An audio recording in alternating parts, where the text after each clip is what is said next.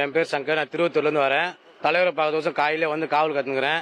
இது இப்போ நேற்று நியூஸை பார்த்தோன்னே ரொம்ப வருத்தமாக இருக்குது. இது என்ன முடிவுன்னே தெரியல எங்களுக்கு. எதனால் இப்படி ஆகுதுன்னு தெரியல. ஏன் அவர் வராரு, அவருக்கு ஒரு ஆதரவு கொடுக்க மாட்டீங்க, சப்போர்ட் பண்ண மாட்டீங்க. இது முயற்சி ஏன் இப்படி பண்ணுறீங்க? ஒரு நல்லது தானே பண்ண வராரு, ஏன் எதிர்ப்பு எல்லாமே தெரியுங்க சொல்லுங்க. இது மேலே போனால் நாங்கள் கண்டிப்பாக போராட்டம் பண்ணுவோம். கண்டிப்பாக போராட்டம் பண்ணுவோம். அவர் ஜெயிச்சு வருவார் நம்ம நம்பிக்கை இருக்கிறோம். இதுக்கு மேலே போனால் நாங்கள் போராட்டம் பண்ணுவோம். நான் திருச்சியிலேருந்து வரேன். தலைவர் இன்னைக்கு பொறுப்பேற்கிறான்னு சொல்லிட்டு நேற்று நைட்டே ட்ரெயினை பிடிச்சி வந்தேன். கடைசியாக பார்த்தா இங்கே வந்து எனக்கு ஏமாற்றமாக இருக்குது. கண்டிப்பாக தலைவர் வந்து பதவி ஏற்கணும். அதை நான் பார்த்துட்டு தான் போகலான்ட்டு இருக்கேன். என் பேர் பிரவீன் மேத்யூ. விவசாய இதுலேருந்து வந்திருக்கோம். தஞ்சாவூர் டெல்டா மாவட்டத்திலேருந்து வந்திருக்கோம். நம்ம அண்ணா நேற்று வந்து பதவியேற்புன்னு சொல்லியிருந்தாங்க. அது இல்லைன்னு சொல்லி எங்களுக்கு நைட்டே தெரியும். இருந்தாலும் எங்களுக்கு ஒரு ஆசை என்னன்னா, நான் ஒரு 10 o'clock என் வேலையை முடிச்சுட்டு டியூட்டியெல்லாம் முடிச்சுட்டு ஒரு 12 மணி போல வந்து நம்ம அண்ணா நம்ம விஜய் நான் எங்க குடும்பத்துல ஒருத்தராக தான் நாங்க பாக்குறோம். அப்புறம் அவருக்காக தான் நேற்று 12 மணி ட்ரெயின் ஏறி இன்னைக்கு காலையில 6 மணிக்கு வந்து நான் இறங்கினேன். அவரை எவ்வளவோ கஷ்டப்படுத்தி எல்லாமே பண்ணி பாக்குறாங்க. எல்லாம் எதிர்கட்சியா இருந்தாலும் சரி, யாரா இருந்தாலும் சரி, மக்கள் வந்து நான் சொல்றேன் பாருங்களேன். நேத்து எனக்கு 10 மணிக்கு முடியுது வேலை அப்படின்னா 12 மணிக்கு எனக்கு வரணும்னு ஒரு அன்பு இருக்கு அவர் மேல. அந்த அன்பு வந்து இப்பன்னு இல்ல, இன்னும் ஒரு 50 வருஷமானாலும் 60 வருஷமானாலும் அவருக்கு வந்து அந்த அன்பு நாங்க கொடுத்துக்கிட்டே இருப்போம். டெல்டா மாவட்டத்துக்கு வந்து பேசினப்போ ஒரே வார்த்தை தான் அவர் சொன்னது எனக்கு இன்னும் ஞாபகம் இருக்கு. எனக்கு விவசாயம் தெரியாது, நான் கத்துக்கிறேன். சோ ஒரு பெரிய தலைவர் வந்து யாரும் இறங்கி வந்து யாரும் பேச மாட்டாங்க. அந்த வந்து ஒரு விவசாயம் தெரியல, எனக்கு தெரியாது, நான் உங்கள்ட்ட இருந்து கத்துக்கிறேன், மக்கள்கிட்ட இருந்து கத்துக்கிறேன்னு சொன்ன விஷயம் வந்து எங்களுக்கு நான் ரொம்ப விருப்பப்பட்டேன். நானும் விவசாய குடும்பத்தை சேர்ந்தவன் தான், தஞ்சாவூர்காரன், டெல்டாக்காரன். நாங்க பட்ட கஷ்டங்கள்லாம் அவரு தெரிஞ்சிருக்கோம்.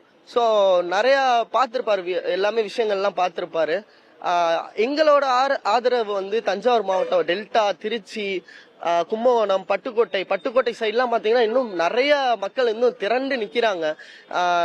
இப்போ இந்த ஆட்சியை பிடிக்கலனாலும் ரீஎலெக்ஷன் வச்சாலும் நாங்க வந்து ரெடியா இருக்கோம். அவருக்கு முழுமையா ஓட்டு போட்டு முழுமையா நாங்க ஜெயிச்சு காட்டுறோம். எதிர்கட்சி இல்லாம நாங்களே நின்று சுயேட்சா எங்க அண்ணனை வந்து திரும்பி எங்களால உட்கார வைக்க முடியும்.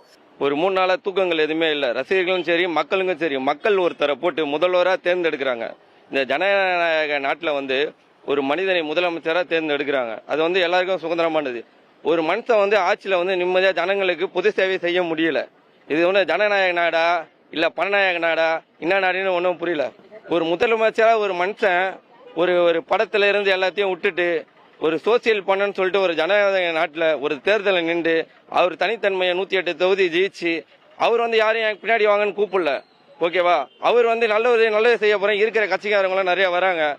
அவரை போட்டு படுத்தி அவரை வட விடாம ஆக்கி அவருக்கு தொல்லை மேல தொல்லை கொடுத்து இது என்ன இது ஒண்ணுமே புரியல. இல்ல சார், எங்க தளபதி வந்து பதவி ஏற்கணும். அது வந்து இன்னைக்கு நடந்தா எங்களுக்கு ரொம்ப சந்தோஷமா இருக்கும்.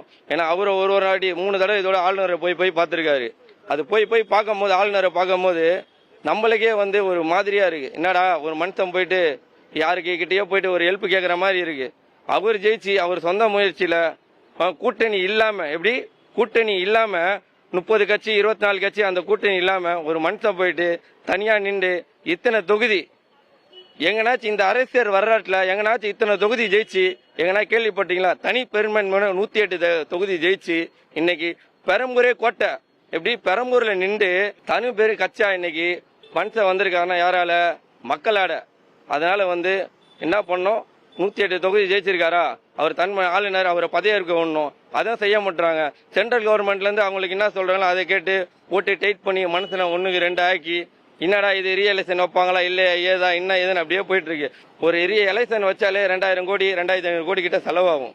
சாதாரணமா எலெக்ஷன் பண்ண முடியாது நினைக்கிறாங்க. எலெக்ஷன் போட்டு திருப்பி எலெக்ஷன் வைக்கலான்னு 2000 கோடி செலவாகும். 2000 கோடி செலவு பண்ணாதான் ஒரு 5 வருஷத்துக்கு ஒரு எலெக்ஷன் பண்ண முடியுமே. திருப்பி 2000 கோடி செலவு பண்ணுவாங்களா? யாரோட பணம்? மக்களோட பணம். இவங்க நினைச்சா என்ன வேணும் பண்ணலாம்னு நினைக்கிறாங்க. எதுவுமே பண்ண முடியாது. மக்கள் தயவு இது நிறைய இருக்கு, நல்லா கேட்டுக்கோங்க. இது வந்து எலெக்ஷன் அப்படியே ஓடுது. இது வந்து எலெக்ஷன் வந்து மாநகராட்சி எலெக்ஷன் வரும். அதுல டிஎம்கே சுத்தமா வராது. டிஎம்கே ஜெயிக்கவும் ஜெயிக்காது. அதே மாதிரி எம்பி தொகுதி 40 எம்பி நிப்பாங்க. தமிழக வெற்றி கழகம் 40 தொகுதியும் அடிக்கும். இன்னைக்கு சொல்றேன், 243 தொகுதி போச்சு, ஜெயிக்கல. 108 தொகுதி தான் ஜெயிச்சோம். அதே மாதிரி எம்பில 40 தொகுதி அடிப்போம். அதே மாதிரி கவுன்சில் எலெக்ஷன்ல இருக்கிற சென்னை, வட சென்னை, தென் சென்னை, மத்திய சென்னை, ஊர் சைடு எல்லாமே சேர்ந்து வார்டு நம்பர் எலெக்ஷன்ல கவுன்சில் எலெக்ஷன்ல டிவிகே மட்டும்தான் ஜெயிக்கும். டிவி கிட்ட இப்ப வந்திருக்க கூட்டணி மட்டும்தான் ஜெயிக்கும். இது யாராலும் கடவுள் ஒரு ஆள் மட்டும்தான் தீர்மானிக்க முடியும். எங்க தளபதி ஒரு ஆள் மட்டும்தான் தீர்மானிக்க முடியும். யாருமே தீர்மானிக்க முடியாது. தளபதி வாழ்க, தளபதி வாழ்க, தளபதி வாழ்க.